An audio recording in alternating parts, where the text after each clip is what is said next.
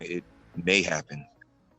It may happen when someone is affected by the energy that's in the room.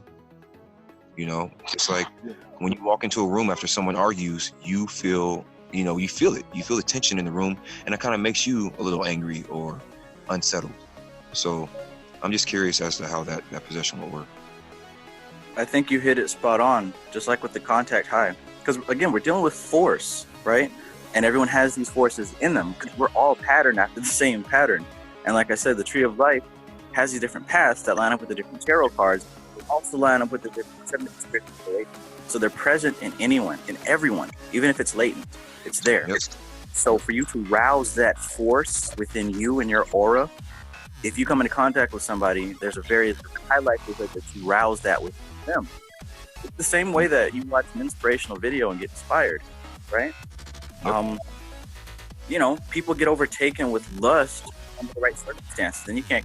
Well, you say you can't control yourself because you're overtaken with that passion, with that energy, and it's hard to think straight and do.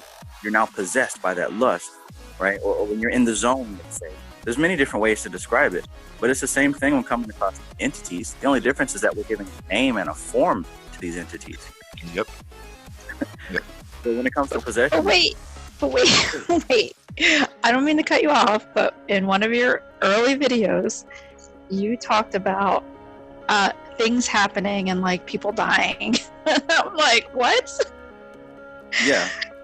Yeah, so I feel like a lot of it almost like contradicts, because in one sentence I hear that no, you shouldn't mess with them, and then the other sentence is it's just part of your subconscious mind, like your lower self. And so it's like, well, which one is it? Okay, now with me saying these things, I don't see a contradiction. What is the contradiction that you see? Well, because I hear, I hear like, oh, be careful because, so and so, this can happen. Mm-hmm. But then if it's part of your subconscious mind, then what is there to be fearful of if it's just you? I mean, right. Yeah, it's your what are you gonna call it? Your shadow self, your darker self. Mm-hmm. I mean, like it's the same thing with I think somebody put up in the group that they did the what was it, the candle meditation. Yeah. And he was like, what was the beast he saw? And I'm like, oh, here we go. I'm like, this is the reason why I haven't done it yet. Because it's like I have this like these pictures in my head, and I guess media has done a really good job in programming my mind.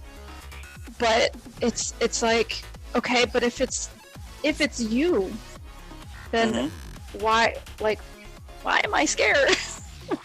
That's the question. And you're right. You're right. What is there to fear? It is parts of your inner. Okay, so if we look at the Tree of Life, for example, because this is what's so great about the Tree of Life. It can be used as an example for everything. It's a pattern. It's a structure. If you look at that Tree of Life, like I said, all the tarot cards line up with it.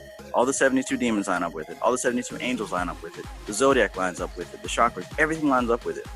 Now you take that pattern in the mental plane, the astral, the etheric plane, and that same pattern, when a human is manifested, they're manifested after that pattern. That's the template. Okay. I don't know if you play these modern video games, but oftentimes you can have a character and you can get a different skin for them. You know what I'm saying? It's just like that. If you really look at that new skin, it's got the same basic shape as a character. It's just maybe a Santa Claus outfit or a Halloween outfit. Right? It's the same thing. That's what the Tree of Life is. It's our basic character model, but we're a different skin placed on top of it. So in that sense, the different entities and energies are within us because we're patterned after that archetype. They call it Anton. They call it Adam Kadmon. They call it right? We're all based on that pattern.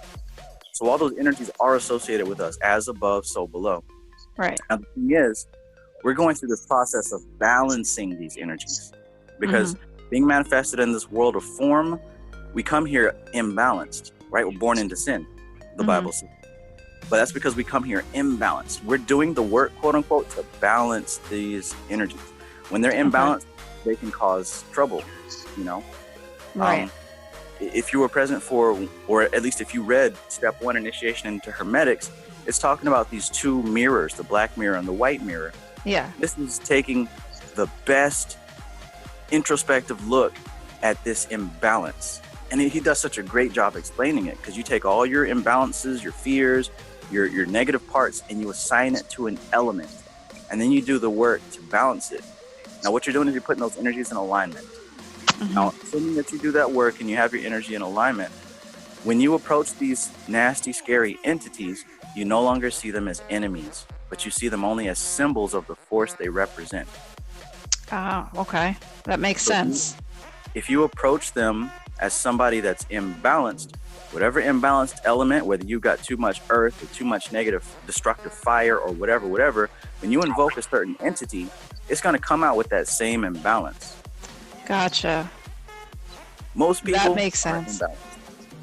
So most people, they haven't done the work. So when they do these invocations, evocations, play with spirits and dabble this, that, and the third, mm-hmm. they're highlighting and emphasizing their imbalances. So now, okay, and I get it, and that actually that made a lot of it clear to me. Now, going to the basics, how do we balance ourselves so that we are, I guess, like a cleaner vessel, or I don't know how you put it. Yeah, but that's a good word. That's a good phrase. You know what I mean? Like, so you're balanced, so you can not have one or the other coming at you. I don't know if that's the right word, but you know what I mean? Like, how are you going about doing the work to balance yourself? What would that include? Meditation. What was that? Meditation is the vehicle. Meditation, right. Mm-hmm. Meditation is the core. I have a question about soul schooling and the initiation into hermetics. When you are identifying your negative characteristics and your positive characteristics, I'm having problems right there, because, like, I may have this negative characteristic in one area of my life, but it's totally different in another area. Or with different people, I have different characteristics. So,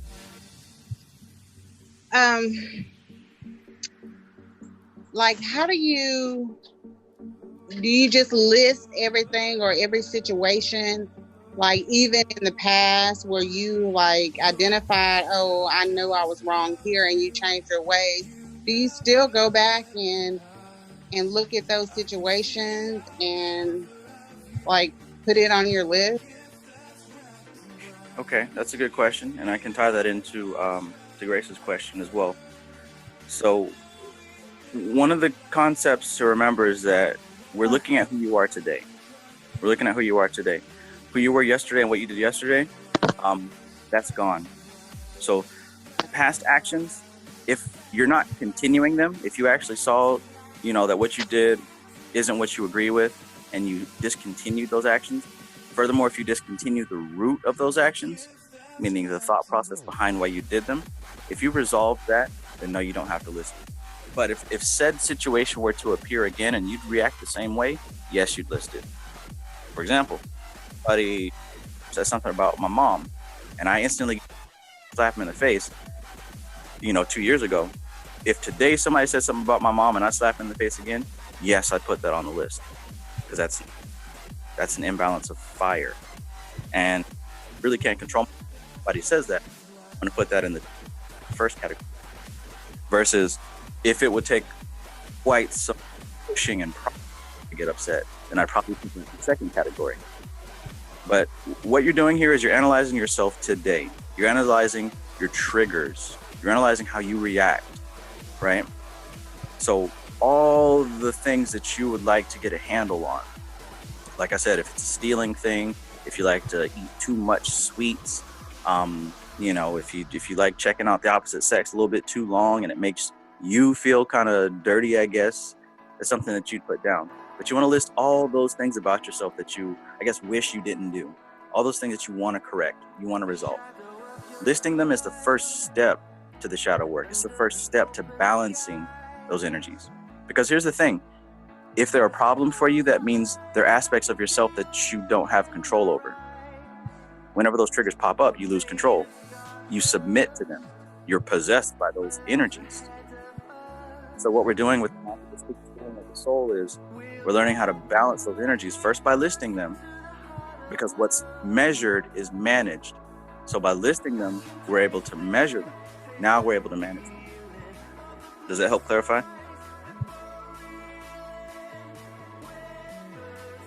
Sorry.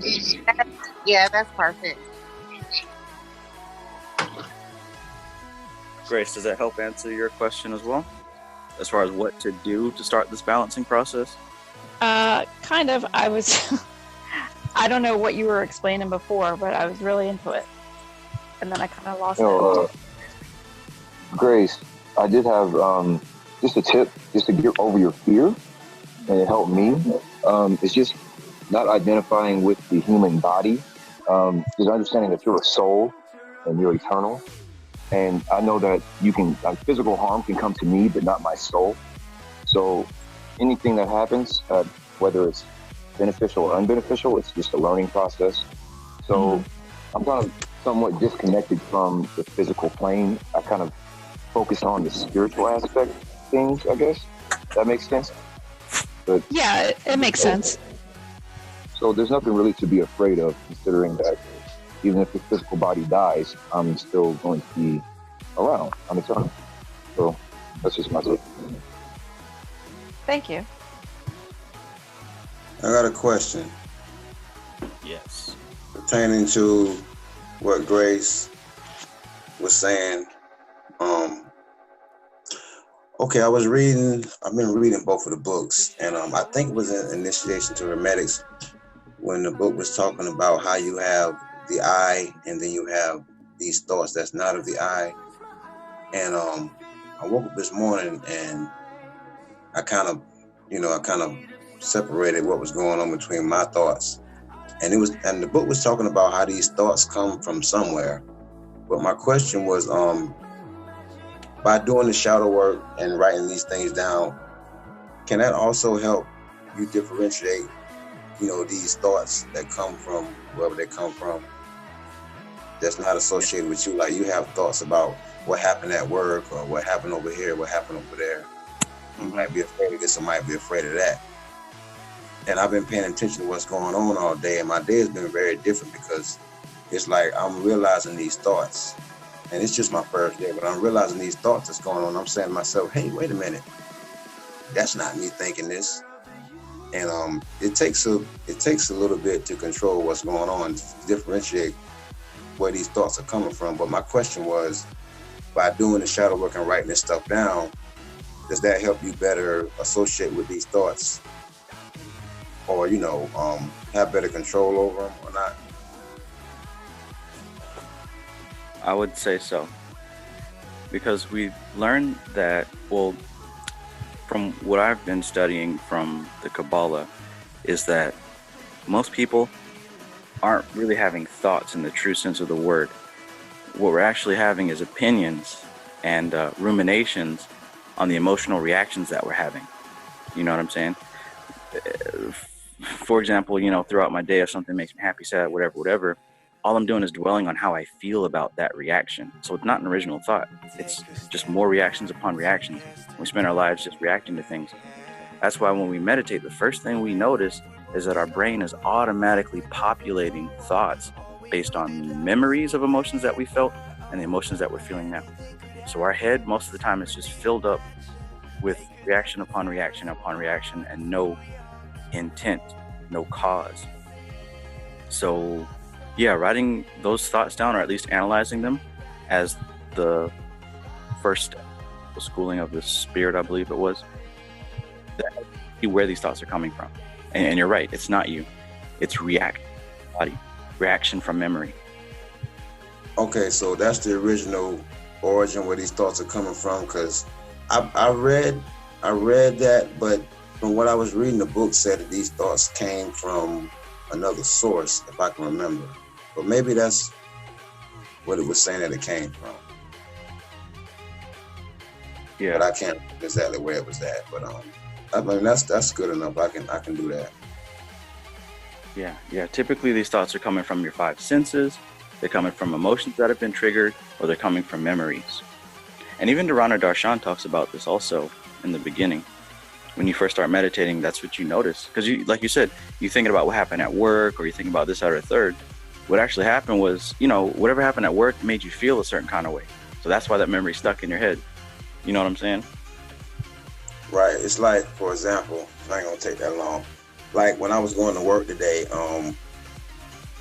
thoughts would come, and I would recognize them. Thoughts would come up in my mind and say, well, don't worry about that. You can do it tomorrow. And, you know what I'm saying? It's like thoughts was coming up in my head that wasn't productive. It wasn't purposeful, and I recognized them. Like I really, really recognized them today. And I was like, where is this coming from?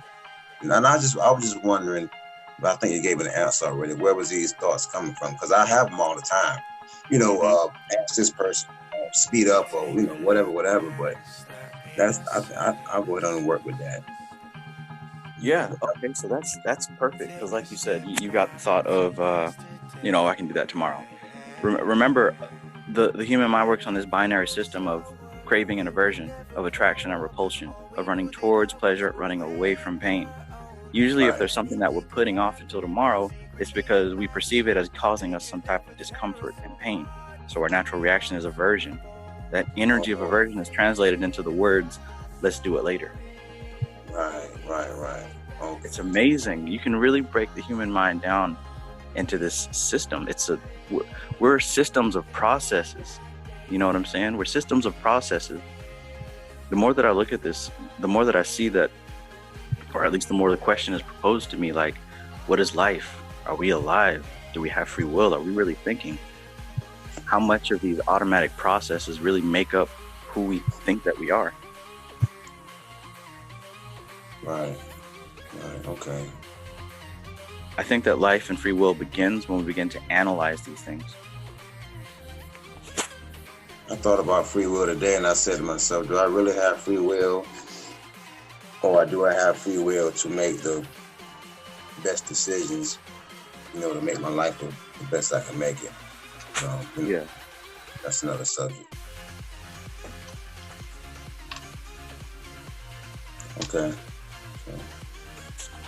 Wonderful. And this is only leading to an amazing place. I love it.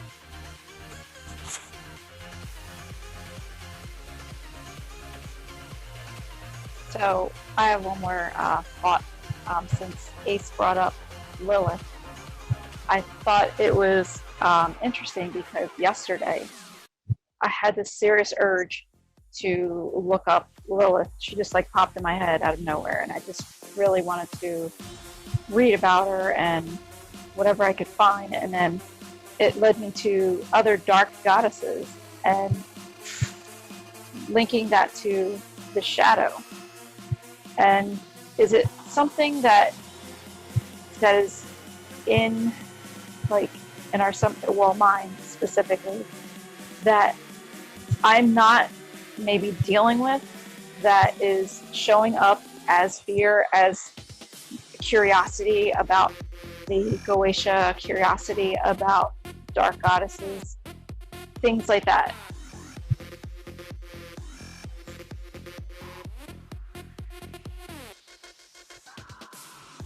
If that makes any sense. I think Travis, I think he was out. I think he just got back. Oh, okay. Disconnected.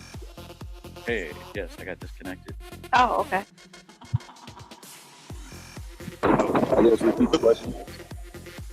What I was saying was when Ace brought up Lilith, and it made me think of something yesterday, that I had this incredible urge to just read about her and want to know who she was, and it led me to other dark goddesses, and that I was thinking about, is that something that's in me that's calling my attention, that is maybe something I have to, I don't want to say deal with, or something I have to address, that I'm maybe putting on the back burner because of fear, or because of the shadow, or whatever, like the curiosity I have of, I'll say all things dark, Goetia, dark goddesses, vampires, Disney villains, you know what I mean? I gear towards that, but it's like I never really cross over to it because something holds me back. So if we're dealing with the subconscious mind, with everything pretty much, then there's something in my subconscious mind that I'm not addressing. Right. When it comes to that. And these energies, whether it's Goetia or Lilith or anything like that, those energies are basically calling my ass out and saying, you need to know more. Right. I think that Brother Panic put it very well in his story about his homie who passed. Some of y'all might remember this story. I might not remember all the details, but I think he said the light eyes. Yeah, and he had a fear of cats, I think. I think so. Yeah, I think that's him. Yeah. So he had this big fear of cats. But on the astral and the etheric planes, when he met up with them, come to find out that this fear of cats was actually a manifestation of his power with these animals. I kind of found that echoed in my fear of spiders. I've been afraid of spiders all my life, only to come to find out that I am intimately connected with Anansi, the spider god from African folklore. Oh, right? That's where that's coming from. Right. The trickster. But guess what? The trickster god, Anansi, he's linked up with Thoth, with Tahuti, with Hermes. Same energy with Ophiel, LVX777. It's all the same. Now, see, I didn't discover that on purpose. I discovered that by experimentation with this egregore that I thought that I created. But only with working with this egregore, I began to realize we don't create anything. These energies are already present. We just kind of give form. So I realized that this egregore that I created and the attributes that I gave it, this was an entity that was already in existence. I began to link my fear, and I began to see, okay, so this is how it all lines up to me. I'm saying all this to say that this fear that you're feeling, you're only interpreting it as fear. What we can agree on is that it is an intense attention that you have towards it. It's intense, but you're interpreting it as fear. You can reinterpret it as something else. Mm-hmm. The same way that we get on this roller coaster, you know what I'm saying? Our heart starts beating and we're sweating and shit like that. And you can classify that as fear or intense excitement. We can agree that it's adrenaline boost, but it's the mind that says, oh, I'm afraid. Or the mind says, I'm excited and I love this. Right. All it takes is one experience for you to flip that switch. It's like, okay, so I've told you before, I don't know if anybody else remembers, but how I associate things is like usually with characters and, cartoons and stuff. And you just saying that made me think of that, the Prisoner of Azkaban, the movie where the kids are in line and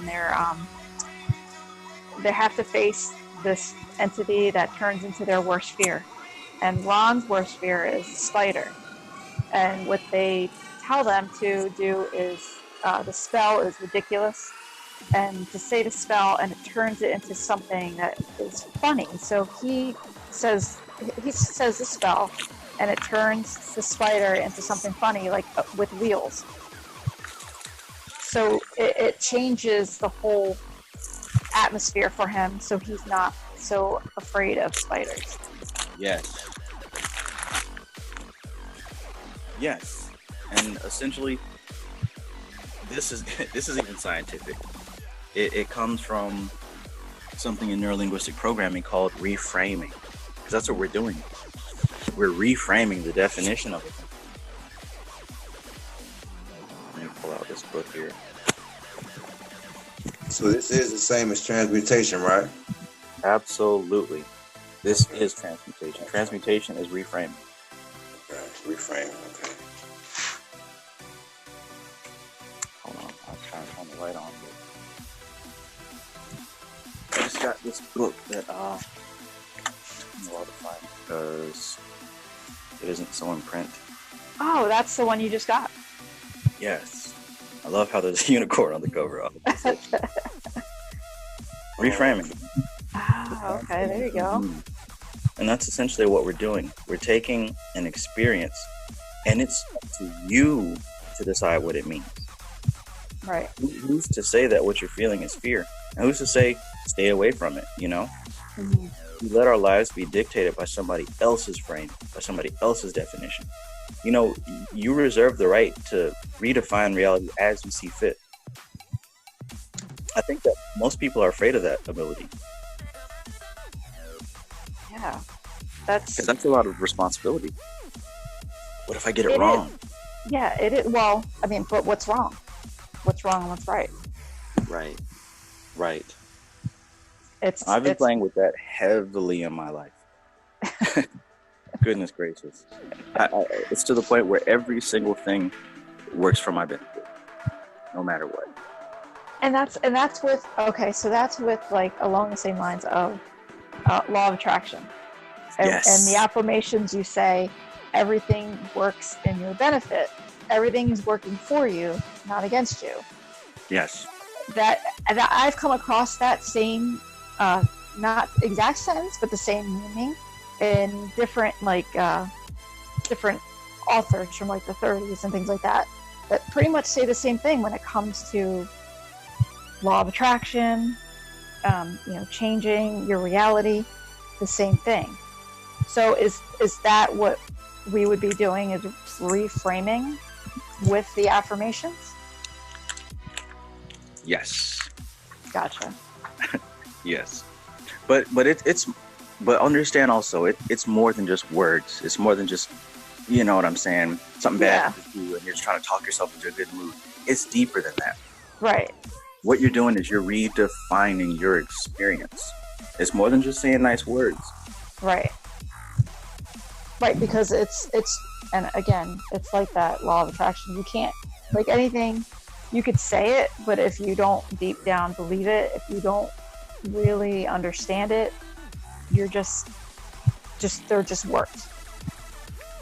Because what we're looking at here is a huge component of what they call the magical mind, crossing over from the mundane mind to the magical mind. Okay, and what that entails is you're going to be doing one thing or the other. On one hand, you're going to be a child of your five senses. Your five sense reality is going to dictate for you what reality is, and you have to submit to that. That's where most of us are. You submit and obey 100% to the five senses. Now, on the other side of the coin, you actually put yourself in the driver's seat. In terms of now you're submitting by yourself, and you're allowing inner experience to determine and dictate the outer experience. So, in other words, it's like you got to pick which master to serve, either the five senses or the inner senses. And when you come to pick the inner senses, it really shows the power of belief, the power of will, the power of faith. When you trust your inner experience, or as you put in your story on Facebook, when you trust the universe, that's where that magic is, right in the middle. Right. That's faith. Exactly. That's why Christianity is so effective, so powerful. That's why religion works when done right. Mm-hmm. Because they're letting the framework of Christ determine what life is, and not the five senses. Right. It takes an inner strength to do that. Yeah, that was a lot right there. That was a lot said in a little bit of words, because you're right. Damn. Mm-hmm. And I've like when I was in Christianity, I was in timeout, and I don't know if I told you this story before, Trav, but I was outside the gate working, and a wolf spider got in my ear, and I'm terribly afraid of spiders. So I didn't panic. I didn't panic. Like, I picked up a piece of wood, and a wolf spider got in my ear, and I tried for like maybe 10 minutes to get it out. And I swear to God, I couldn't get it out, man. But I didn't panic, and this is what I said. This is what I said. I'm terrified of spiders. I said, in the name of Jesus, get out of my ear. As soon as I said it, it shot out my ear. I was like, damn. Oh shit. And then I believed it back then. That's what was going on. But then later on, when I started, waking up, I was like, oh, okay, that's what was going on. So, you can, like you said, that faith is, if you got the faith, man, like the Bible said, you can move mountains, man. Yes. I mean, as soon as I said, in the name of Jesus, it shot out my ear. After 10 minutes of me I had a Q-tip in there trying to get it out. And I could feel it moving. Shit. And I'm scared of spiders too, but I wasn't panicking. And then when I said that, the shit just shot out my ear. I was like, oh shit. Oh my God.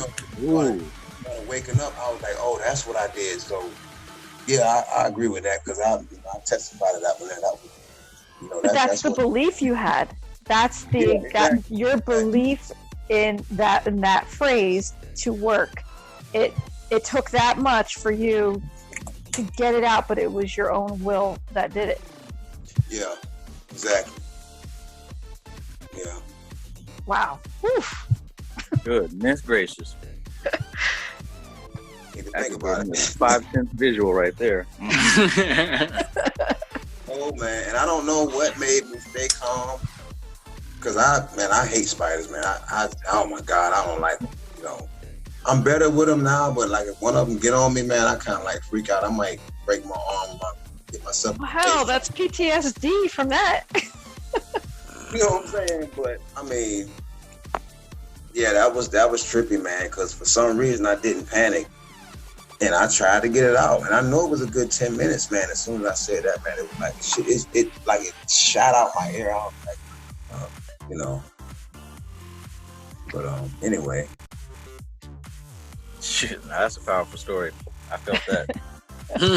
I've had experiences like that too in my Christian days. You know what I'm saying? When there's just something that seems insurmountable, something that's almost overwhelming, I'd say in the name of Jesus, and it would work. You know what I'm saying? It would remove that obstacle. It would first of all, to even say that, you've got to have a certain confidence inside of you. Yep. Right? Yeah.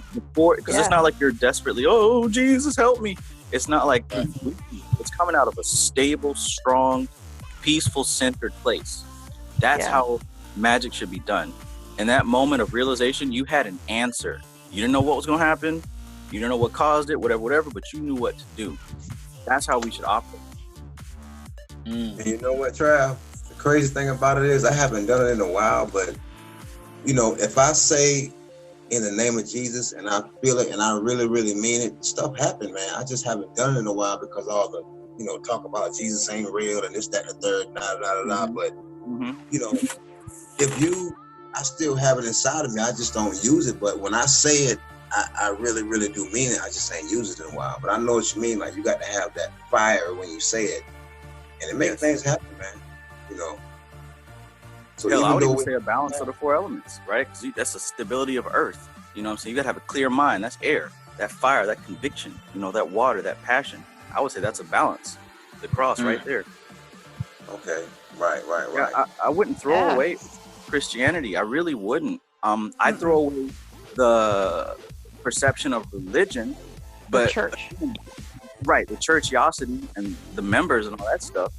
But the thing is, remember, what I'm trying to call it is putting force into form. So what you did is you're using the I call the shots. I am stable. You're taking that a balance and you're putting it into a form. Even words, even vibrations coming out of your throat is form, right? In the name of Jesus, I cast thee out. That's putting form to that force. That's why it doesn't matter what you can use, doesn't matter what religion, what this, that, or a third. It matters what force you're channeling. You actually.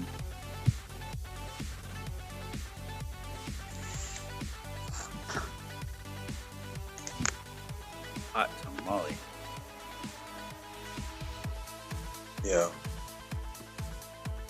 And it feels funny, when you find out something and then you kind of like try to dismiss it. But like I said, and I can feel it when I say it.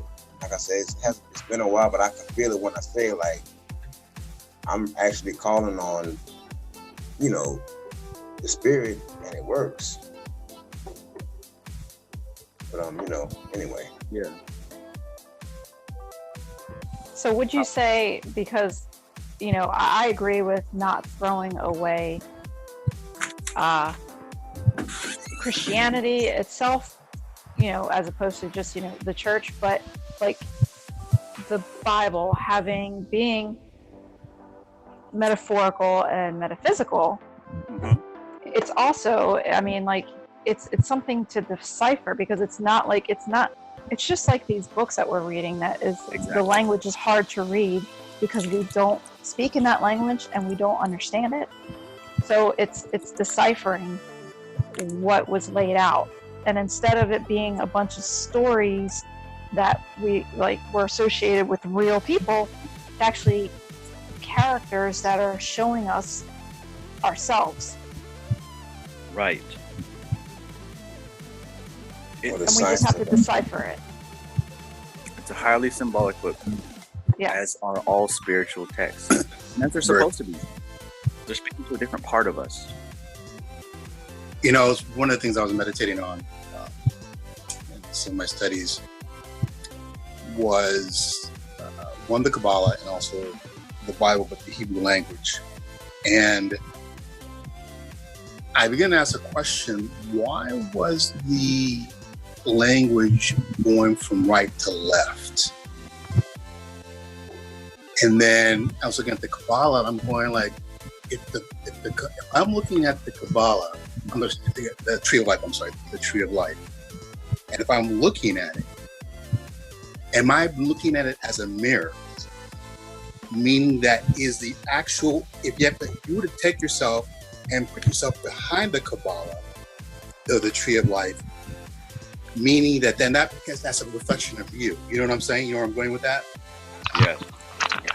That if the Hebrew language reads from right to left, is that saying that really that story's about you? If you put yourself inside that story, it's really left to right and not right to left. You know what I mean? Ooh. So and almost the same thing, it's a mirror. So I'm wondering if the tree of life actually is reversed. So if you take Chokmah as compared to Binah, because I could never understand why Binah was feminine or the left side was female and the right side was male. But if you invert it, it is. Yes. Because I think, again, one of the things I've been gone for a while. One of the things I've been doing a lot of reading and a lot of research, and I'm just seeing a lot of half-truths. I'm seeing a lot of things that are definitely exclaimed and discussed and put forward, but I'm also seeing a lot of gaps as well. And again, going back with those secret societies, hiding, keeping, seek you shall find, that same kind of thought process. But I'm just curious, again, taking the Hebrew language, reading right to left, looking at taking the tree of life, and if you put yourself behind the tree of life, then it actually lines up with the left side and the right side of the brain, the analytical, and the analytical and the subconscious, abstract, and the male or the female, or electrical and magnetic. That seems to add up. So that means that you're right, because we keep on saying the Kabbalah is you. Well, if I'm looking at the Kabbalah, just like in another example, the way that we actually see is upside down. And our brain reverts it and turns the other side up. So if you look at Malkuth, which is kingdom, right? Mm-hmm. And it's going the opposite direction. So our goal is to work through those things so that we can then reach wisdom and understanding and then capture the crown. And so another way of looking at it, you know what I'm saying? Yeah. Because again, if that is true who we are, and that true is a process, the way our brain actually works is in reverse, and the Hebrew language is actually reverse as well. Just a thought. Ooh. That's awesome. I don't know if you're reading Mystical Kabbalah as well, but that's actually something that I came across just this morning, chapter 8. Where really, when you look at the objective tree, it's as it is on the cover of that book. But when you look at the subjective tree and you apply it to yourself energetically, you're right, it is reversed. Yeah. That feminine pillar is actually on your right side. Yep. Like you said, it's as if you're behind it looking out. Yes. Yes, because it's a mirror. And so when you look at, so again, if you look at the mirror work for your boy, the book that you guys are going through right now, I haven't got that far yet. But I'm just curious, again, it's to see the opposite of what's being said. You know what I mean? So I can't extrapolate too far just because I'm still trying to do my research. But again, that magic mirror that Franz Barton talks about, I'm curious about that, you know, and extrapolating it there. But again, that's way, I think it's like chapter 5 or 6 or 8 or whatever it is. But just a thought though. Okay, now that you mentioned that, I'm digging back here. Where he talks about the body. I think Isaac asked about this ago. Attributes of the body and the different sides of the organs to being electric. And where's it at? Yeah, basically how the right side of the body would be electric. The shit that went right over the ball. That being the feminine side, being the magnetic, the left side being the masculine side, electric, fire and water. Yes. Right. Exactly. Goodness. Yeah, everything, I think, again, that's part of, for example, I've been reading a lot of Plato.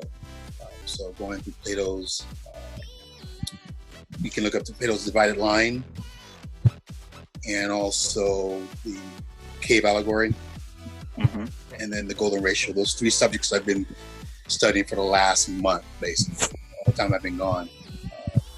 And there's some very fascinating things about Pythagorean numbers. And I like what you were saying earlier this afternoon, or on this call, is about forms, because Plato was all about forms. And that's something that comes up a lot in his Iliads and his writing in the Republic about forms. But I would encourage anybody, if you guys are curious, to look up and research on Plato's divided line.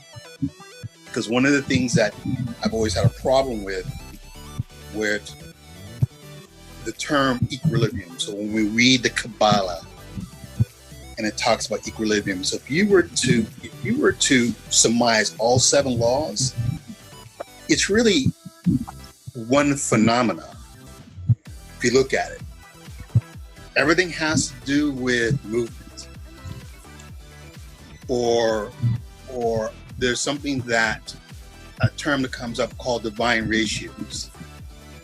And so again, it would take a while to kind of go through the math of it. But the bottom line is, I always thought that equilibrium was direct down the middle, and it's not. Equilibrium actually is a ratio, an offset ratio between 2 numbers. So Pythagorean looked at a group of numbers, and really what rhythm is, and equilibrium is the relationship between numbers, not the number itself. And that's the golden ratio. So that's why when you look at the Sephiroths, it's not the Sephiroths, it's the relationship between the Sephiroths. And that's where equilibrium comes in, or balance comes in. Equilibrium is never half, because they call that the dyad.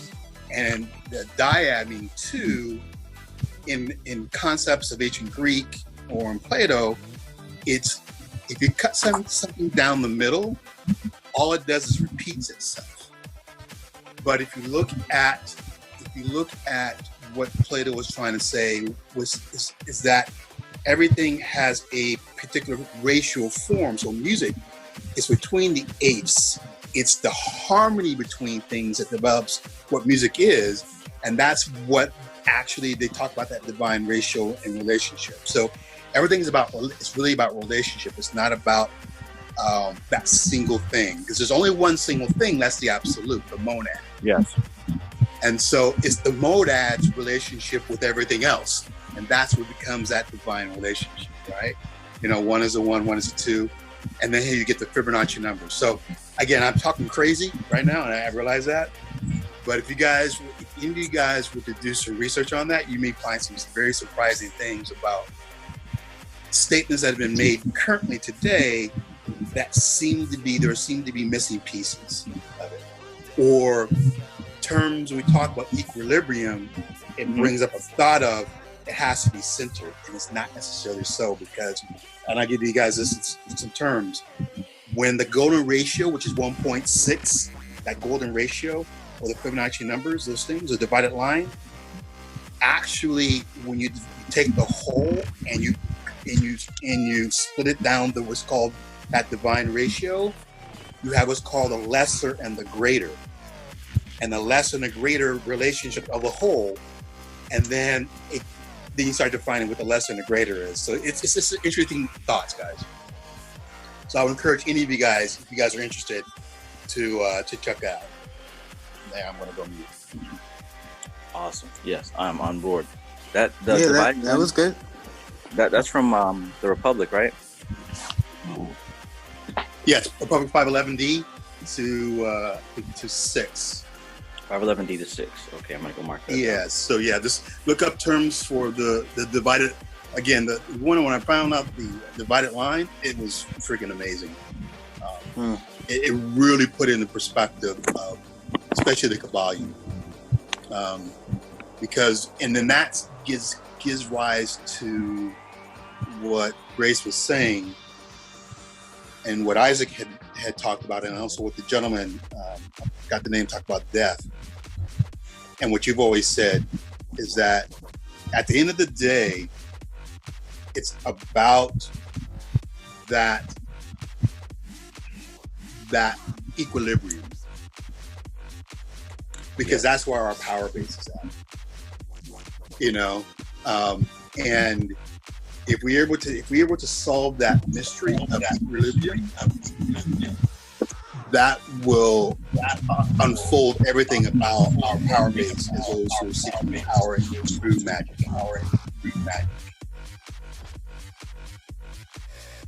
Because really, and that's why they emphasize ethics, because to them, back then, virtues, these terms of virtue, these terms of ethics, it was the balancing of the human being, the balance of emotions, the balancing of passions, to not to live in the extremes.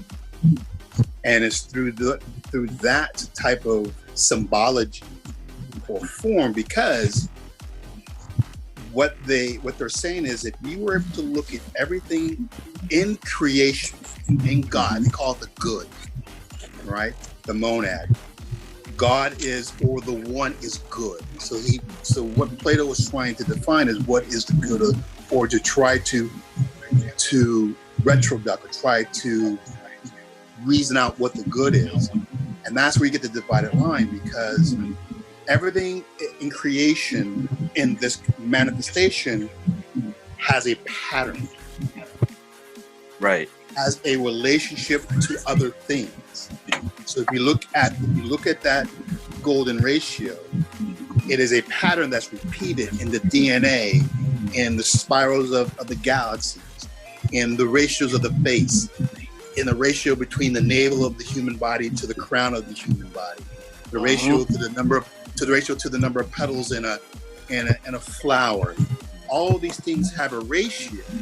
So what they're saying is ethics or virtue is how close something follows that ratio. And discord or dis-ease or the things that lack ethics or the lack of virtue is everything that does not follow that which reflects, which has been created in the cosmos, quote unquote, the good. So his interpretation of good is that which follows that which has been manifested in creation, and that which is not good, or you could surmise, is that which distorts that. And if that's the case, then that means then to live, and that's where they get the terms modest living within that balance, or as you guys doing your shadow work, is when we're able to, because if you kind of look at it, the shadow work or things that we do or the things that respond, can we ask the question, is it proportional to the actual event? You know what I'm going with that? And so you take the terms of lust, vice, all these things. And I think, again, without being religious about it, it looks like the ancients were trying to find even equilibrium within action, equilibrium within emotion, equilibrium, so that which is in the cosmos, or the noumena, that which is in the mind, that which we can't see, those ratios, that which is in the manifest in the lower half of the tree of life, trying to find that equilibrium that also can apply to our emotions. And that's why those ancients tried to strive for virtue. So it's very fascinating. So that, go ahead. I'm sorry. Go ahead. No, go ahead. Equilibrium in the four elements. Yes, absolutely. And so it's the same form, and that's where the whole issue of forms come in, or fractaling, right? So if a galaxy has this golden ratio, then so does a solar system has that golden. You can find the golden ratio. And so that solar system, so does a planet. And so does a planet, so does the flora in that planet. And so do you as an individual. And so if that's true, if it's true to the physicality of the human being, so it must be true to the mind. So it must be true to the spirit. So it must be true to the mind in relationship to the spirit. So it must be true to the soul and also the physicality and to the emotions.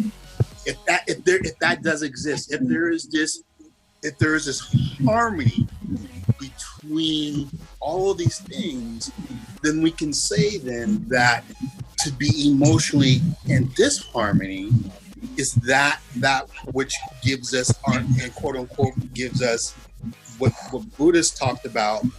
We all suffering is from desires.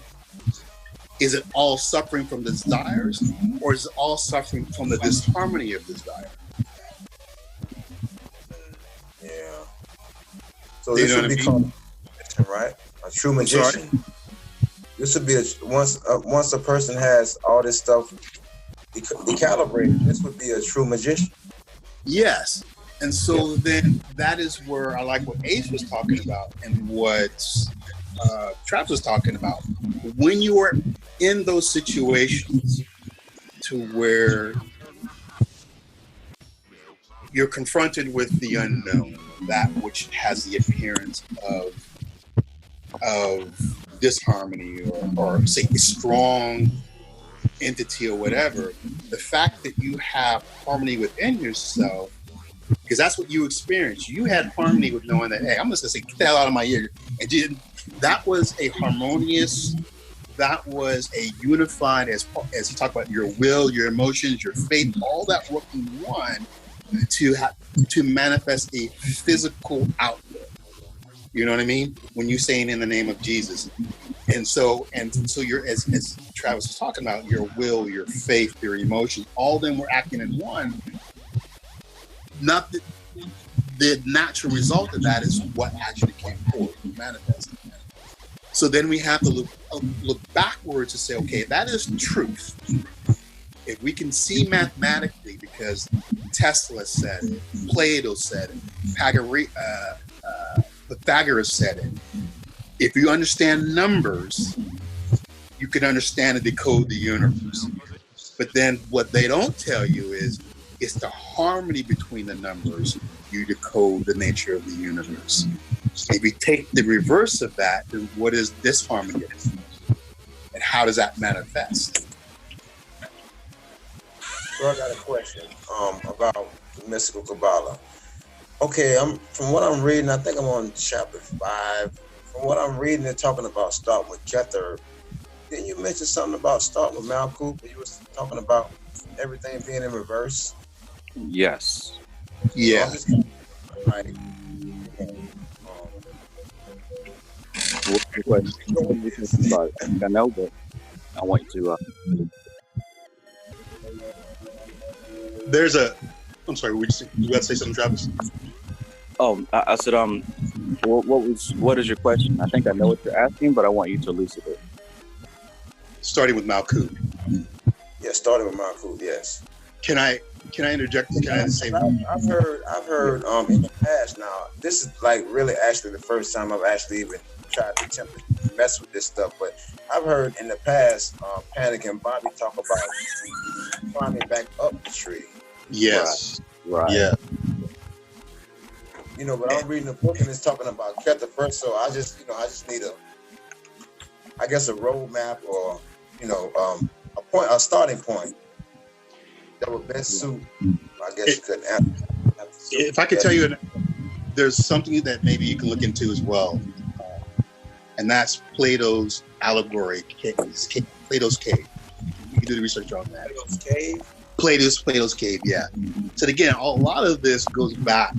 500, I think it was 300 to 400 BCE. Plato's cave is a great allegory. So in Plato's cave, it starts out with, and I asked a question earlier about when talking about being born in sin. We have that misnomer, not misnomer, but that concept. I don't actually call something misnomer or right or wrong, but it's a concept. In Plato's cave, you have people who are sitting down in chairs. Yes, Plato's cave. Plato's cave.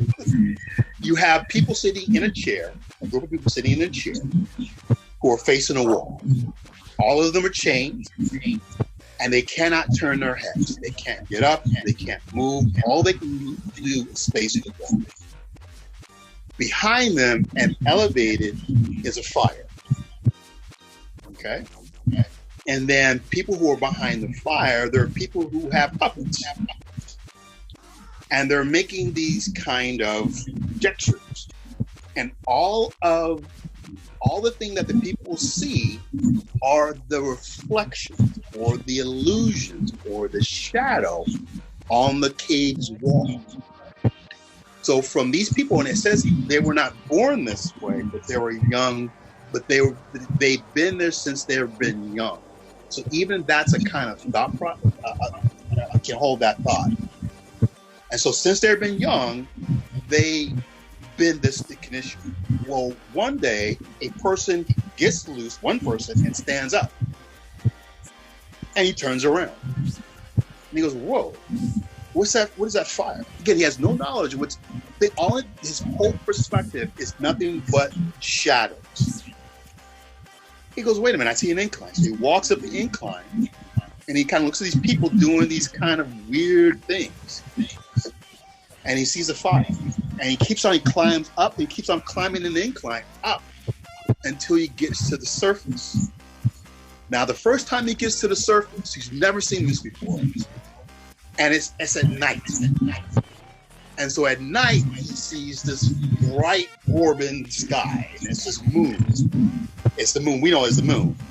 And the moon is casting these shadows. And his eyes are hurting. And his eyes are trying to accustom, because, again, all this time, he's been inside of a cave at the bottom of this cave.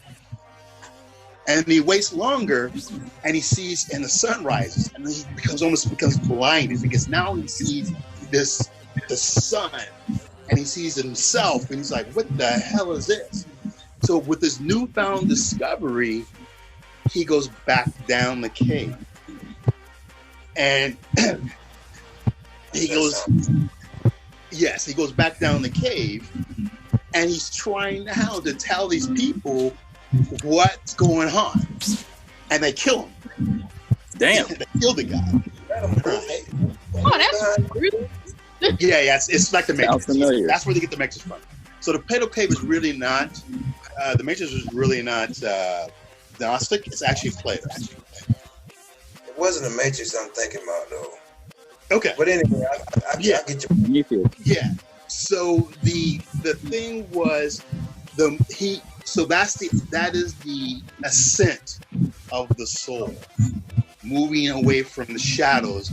That, and allegorically saying that what we see, everything in this physical world is nothing but a shadow or form of something that's within the unseen world. And this real world is nothing but shadows. Our emotions can be nothing but shadows. And that these emotions are what we see, there's causality to it. So he looks up and he sees the light, he sees the causality, he sees idiots who have puppets who are flashing within the fire. That's the causality of the shadow that's represented.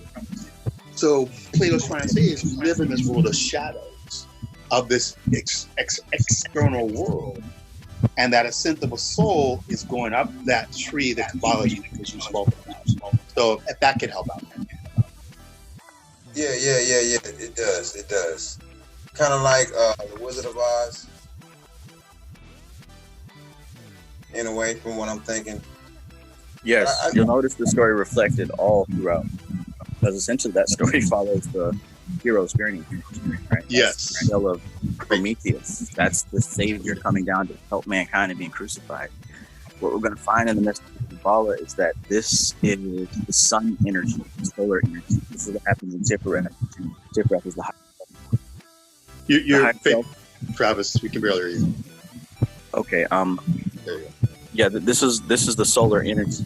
Prometheus. This is the Messiah, the Savior. We're going to find in mystical Kabbalah that this is all belonging to the sphere of Tiferet. Yep. Right?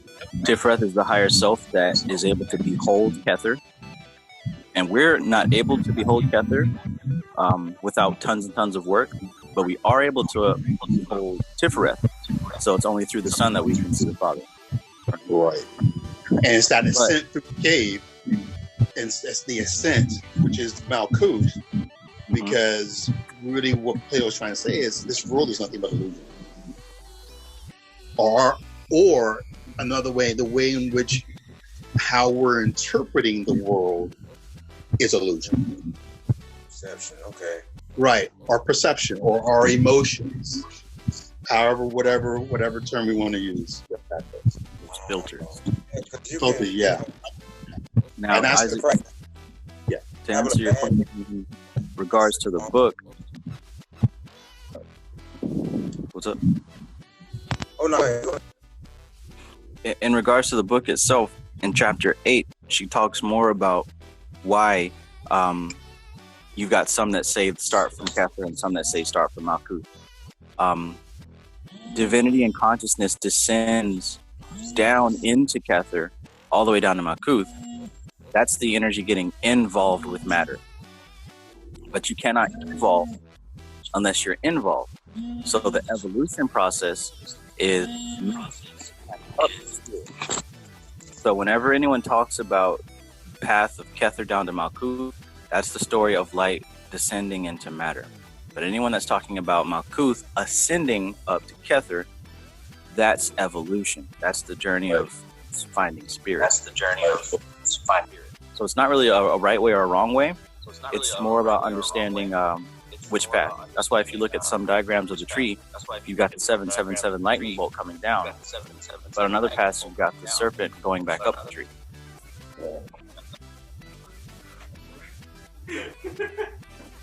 Yeah, the serpent represents ascension through wisdom. Which is Vania, which is near the top, the 3. And Chokmah. So then, I understand. No, I'm sorry. That's Chokmah is wisdom. Vania is understanding.